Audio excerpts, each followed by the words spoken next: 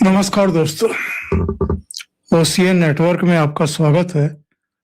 मैं हूं ओमकार चौधरी। अमेरिका का पुराना इतिहास है। वो वियतनाम से भी दम दबाकर भागा था। अफगानिस्तान से तो किस तरह भागा, ये कोई बहुत पुरानी बात तो है नहीं। और उस समय डोनाल्ड ट्रंप नहीं, बाइडेन साहब थे। रातों रात जैसे गधे के सिर से सींग, और अत्याधुनिक साजो सामान भी छोड़ करके भागा था, जो बाद में तालिबानियों के हाथ पड़े। कुछ आईएसआईएसआई और कुछ दूसरे आतंकवादी संगठनों के हाथों में भी पड़े। और बाद में हमने देखा है कि टीटीपी के लड़ाकों ने किस तरीके से पाकिस्तान की नाक में दम करके रख दिया उन हथियारों से। लेकिन जो ताजा सूचना है जिस पर मैं आज ये बात कर रहा हूं, उसके कारण कई हैं। उन कारणों पर भी आएंगे, लेकिन मोटे तौर पर मैं आपको बता दूं कि अब अमेरिका ईरान में कुछ ही दिन का मेहमान है। उसने फैसला कर लिया है, वो अब इस युद्ध में अधिक समय तक उलझ करके नहीं रहने वाला है। अमेरिका के उपराष्ट्रपति जेडी वेंस का एक पॉडकास्ट सामने आया है। उन्होंने उसमें स्पष्ट तौर पर ये बातें कह दी हैं। डिटेल जानकारी है, मैं इन पर दोबारा आऊंगा, लेकिन इससे पहले एक और सूचना साझा करता हूं। 4 दिन पहले की बात है, जेडी वेंस ने बेंजामिन नेतान्याहू को फोन कॉल किया और काफी हॉट टॉक्स हुई इजराइल के प्रधानमंत्री और अमेरिका के उपराष्ट्रपति के बीच। जेडी वेंस का कहना यह था कि आप तो कह रहे थे कि बहुत जल्दी वहां रिजिम चेंज हो जाएगा। आपने तो आश्वस्त किया था कि बहुत आसानी से हम ईरान को घुटनों पर ले आएंगे, और ये भी कि वहां पर अमेरिका जिसे चाहेगा उसे अपने कठपुतली शासक के रूप में स्थापित कर पाएगा। अब हो क्या रहा था, अगर हम कुछ महीने पहले जाएं तो वहां पर हजारों की संख्या में, किसी किसी जगह तो 50-50 हजार लोग सड़कों पर उतर आए थे supreme leader ayatollah Ali Khamenei के खिलाफ। उन पर जम करके फायरिंग हुई थी।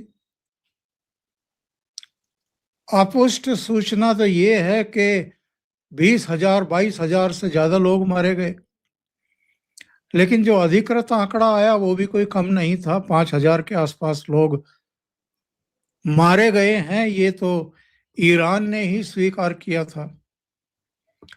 उसके बाद आपको ध्यान होगा कि डोनाल्ड ट्रंप के बयान आने शुरू हुए कि आप लोग लड़ते रहिए, आप लोग डरिए मत।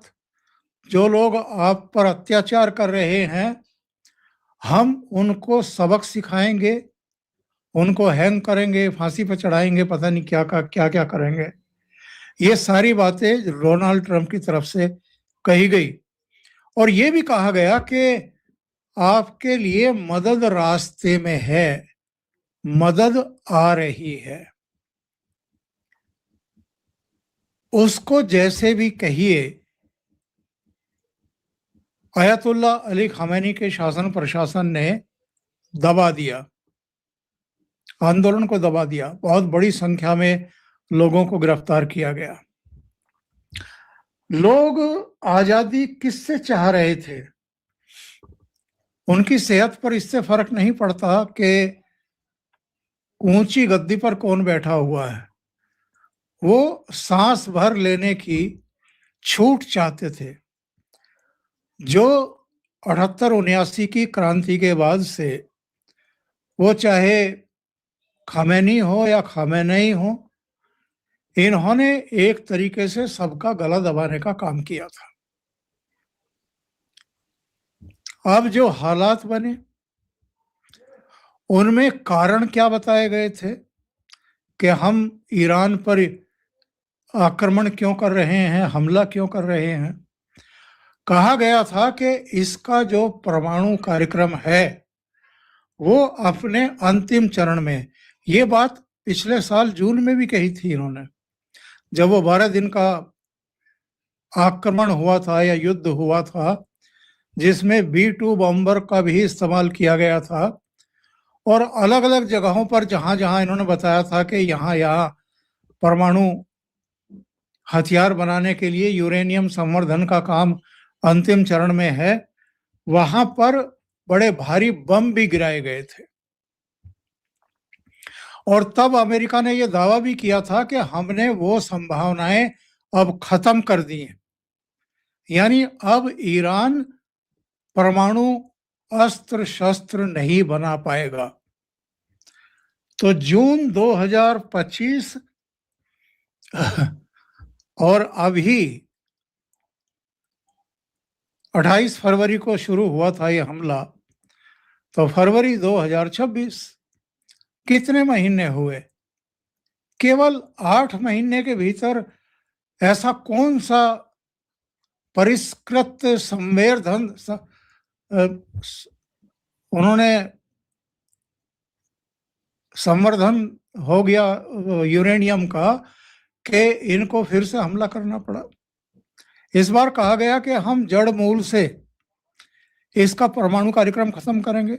नंबर 2, जो बचा हुआ वहां पर यूरेनियम है, संवर्धित यूरेनियम, उसको अपने कब्जे में करेंगे, काबू में करेंगे।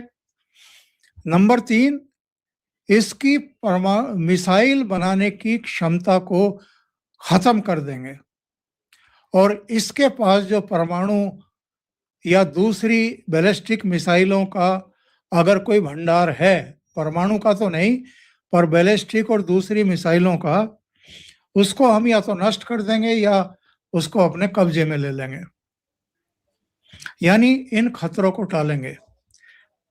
तीसरा बड़ा कारण बताया गया, रिजीम चेंज करेंगे, लोगों को आजादी दिलाएंगे, उनकी पसंद के लोगों को वहां पर बैठाएंगे। लेकिन 1 महीने से अधिक समय हो गया है, और पता है इस समय इन 1 महीने में क्या क्या हुआ है। जेडी वेंस की और नेतान्याहू के बीच में जो हॉट टॉक्स हुई हैं, उससे आप क्या समझते हैं? इजराइल और अमेरिका के बीच में क्या रिश्ते इतने विश्वास के रह जाएंगे? इतना विश्वसनीय सहयोगी इजराइल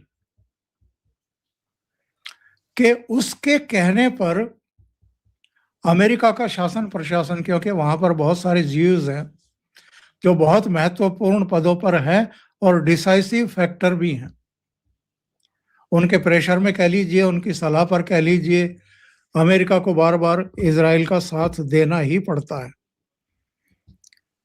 तो एक तो इजराइल के साथ आपके रिश्ते खराब हो जाएंगे, अब नहीं होंगे, कुछ समय बाद होंगे। दूसरी बात यह है, 3 दिन पहले ही डोनाल्ड ट्रंप का एक बयान आया था। उन्होंने कहा था कि अपने अधीनस्थों से कि साहब इस युद्ध को जल्दी से जल्दी खत्म करिए, हमें और भी काम करने हैं।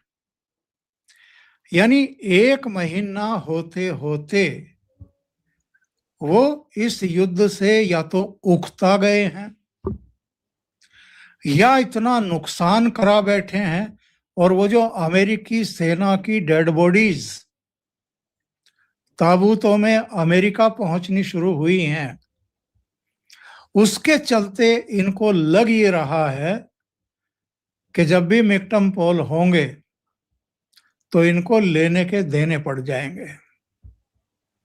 लोगों में भारी नाराजगी है। चौथी वजह, जिस समय ये युद्ध शुरू हुआ था उससे पहले अमेरिका कुल मिलाकर के 38 ट्रिलियन डॉलर के कर्ज के नीचे था और इस एक महीने के भीतर ही वो 40 ट्रिलियन डॉलर के कर्ज के नीचे आ चुका है। वो एक पुरानी कहावत है कि गए थे हरि भजन को, ओटन लगे कपास। पहले ही जो इतना भारी भरकम घाटा है, कुल इकोनॉमी है 30 ट्रिलियन डॉलर की और कर्ज है 38 ट्रिलियन डॉलर का, जो अब 2 और ट्रिलियन डॉलर बढ़ करके 40 ट्रिलियन पहुंच गया है। तो अमेरिका की बर्बादी की कहानी डोनाल्ड ट्रंप लिख रहे हैं। सीधे तौर पर जब बात करते हैं तो कहते हैं हमारी अर्थव्यवस्था बहुत अच्छी है। अगर आपकी अर्थव्यवस्था इतनी ही अच्छी थी तो आपने दुनिया भर के देशों के ऊपर ये जो टैरिफ का गेम खेला, यानी दुनिया भर के देशों को लूटने के लिए आपने केवल उन पर टैरिफ नहीं थोपा, आपने अपनी जनता के ऊपर भी महंगाई का बम फोड़ दिया। 50 शहरों में कल अमेरिका में जोरदार प्रदर्शन हुए हैं, उनके विजुअल्स निकाल करके देखिए। 50 शहरों में। अब आप में से बहुत सारे पूछेंगे कि भाई इसके पीछे कौन है, क्योंकि जो देश युद्ध में हो वहां पर वहां के नागरिकों के द्वारा इस तरह का प्रदर्शन करना एथिकली गलत है, ठीक नहीं है। देश के साथ खड़ा होना चाहिए, राष्ट्रपति के साथ खड़ा होना चाहिए। और चलो मान लेते हैं कि इन प्रदर्शनों के पीछे डेमोक्रेट्स हैं या वामपंथी हैं या डोनाल्ड ट्रंप के विरोधी हैं, तो भी क्या संकेत मिलते हैं इससे? सड़कें भरी हुई थी। अमेरिका में लोगों का सड़कों पर इस तरीके से उतरना किसी भी सरकार के लिए सीधे तौर पर खतरे का संकेत होता है। और मध्यावधि चुनाव का सामना तो करना है ना इनको। हाँ, 2 साल में, हर 2 साल में बहुत सारे सांसदों की विदाई होती है, नए सांसद चुन करके आते हैं, कुछ इनमें से भी चुन करके आते हैं।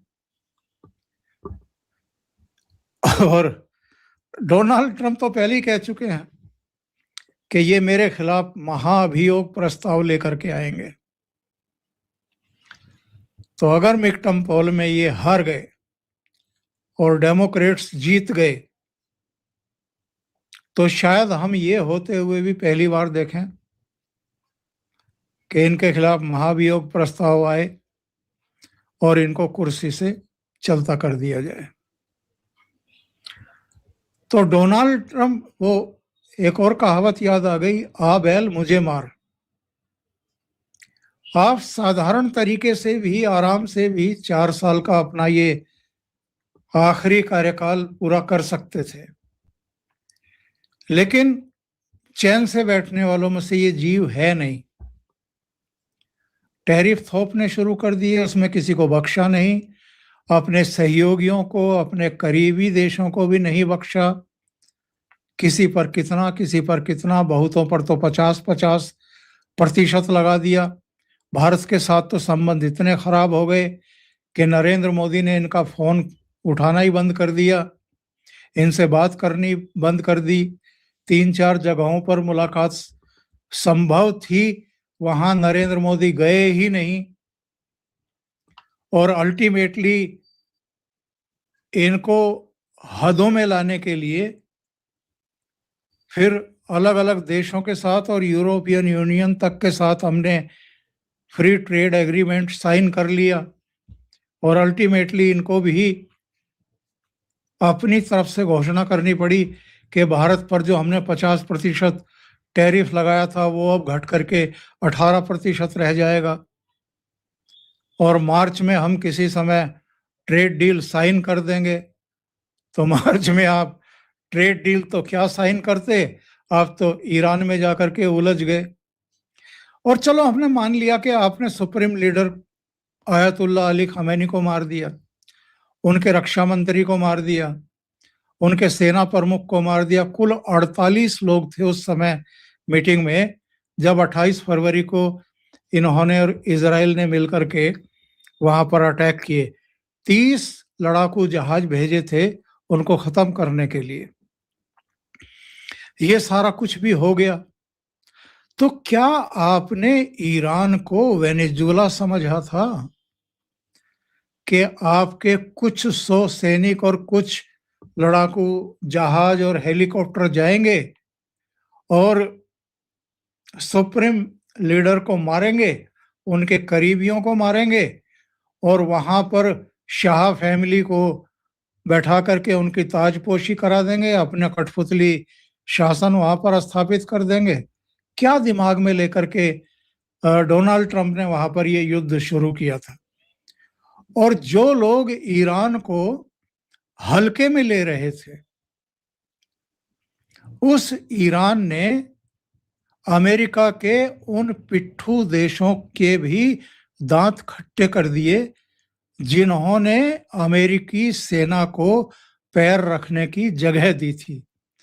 यानी आस पड़ोस के जो करीब करीब 8 देश थे, उनको, जिनमें आपका बहरीन है, कतर है, कुवैत है, सऊदी अरब है, संयुक्त अरब अमीरात है, इराक है, ओमान है,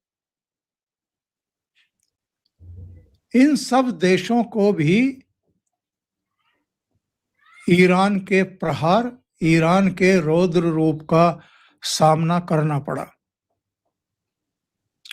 कुल मिलाकर के 22 देश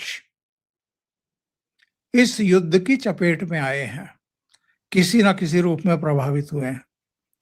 और इसके अलावा आप ये देखिए कि स्ट्रेट ऑफ हॉर्मुज ईरान ने बंद कर दिया। उसका नतीजा क्या हुआ?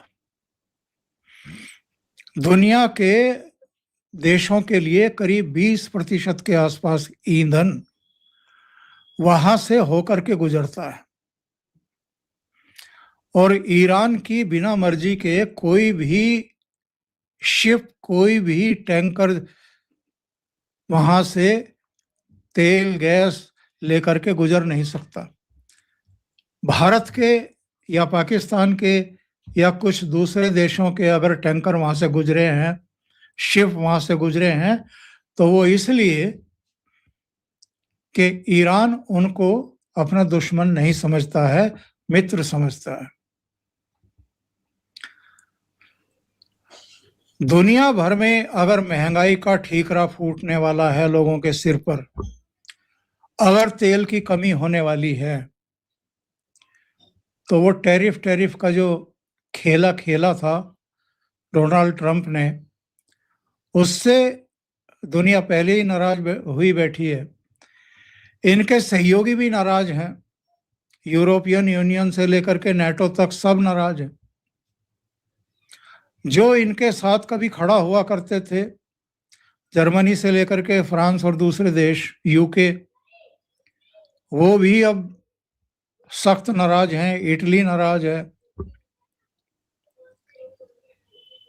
तो ये जो कुछ चला है, ये कुछ चल रहा है, और अमेरिका में जिस तरीके का गुस्सा इनके खिलाफ दिखाई दिया है कि आप जाकर के वहां फंस गए, तो मुझे ये बताइए कि 2 ट्रिलियन कर्जा और आपने सिर पर ले लिया, तो डोनाल्ड ट्रंप कितने समय तक इस युद्ध में बने रह सकते हैं? तो जो पॉडकास्ट की मैं बात कर रहा था उसमें ये देखिए कि क्या क्या कहा है जेडी वैंस ने। उन्होंने कहा हम 1 साल या 2 साल आगे की योजना नहीं बना रहे, हम अपना काम कर रहे हैं और जल्दी ही वहां से बाहर आ जाएंगे। और उनके इस बयान को अमेरिकी रणनीति में सीमित और त्वरित सैन्य हस्तक्षेप के संकेत ही माने जा रहे हैं। यही इन्होंने माना था कि सीमित सा एक ऑपरेशन करेंगे, लंबे युद्ध में नहीं फंसेंगे। और वेंस ने यह भी कहा कि अमेरिका प्रशासन कुछ समय तक अपना अभियान जारी रखेगा ताकि भविष्य में फिर से ऐसी कार्रवाई की जरूरत ना पड़े। इसे एक ऐसी रणनीति बताया जिसका उद्देश्य लंबे समय तक चलने वाले युद्ध से बचना है। और यह भी दावा किया कि जैसे ही हालात सामान्य होंगे ईंधन की कीमतों में भी गिरावट आएगी। ये वो अपने मन को समझा रहे हैं या दुनिया के देशों को समझा रहे हैं, ये भी उन्हें बताना चाहिए। तो ये आप तय समझ लीजिए कि अमेरिका अपना सिर नहीं पिटवाना चाहता है, अमेरिका के भीतर भी और अमेरिका के बाहर भी। इसलिए वो अब कोई बहाना बनाएगा और ईरान के युद्ध से भाग निकलेगा। अभी के लिए इतना ही। बहुत बहुत धन्यवाद। अगर आपको ये चैनल और इसके कंटेंट पसंद आ रहे हैं तो लाइक करें, कमेंट करें, वीडियो को शेयर भी करें। अभी तक अगर आपने ये चैनल सब्सक्राइब नहीं किया है तो सब्सक्राइब कर लें, साथ में लगे बेल आइकॉन को दबाना ना भूलें ताकि आगे आने वाले वीडियो और उनके नोटिफिकेशन आप तक पहुंचते रहें। बहुत बहुत धन्यवाद। नमस्कार।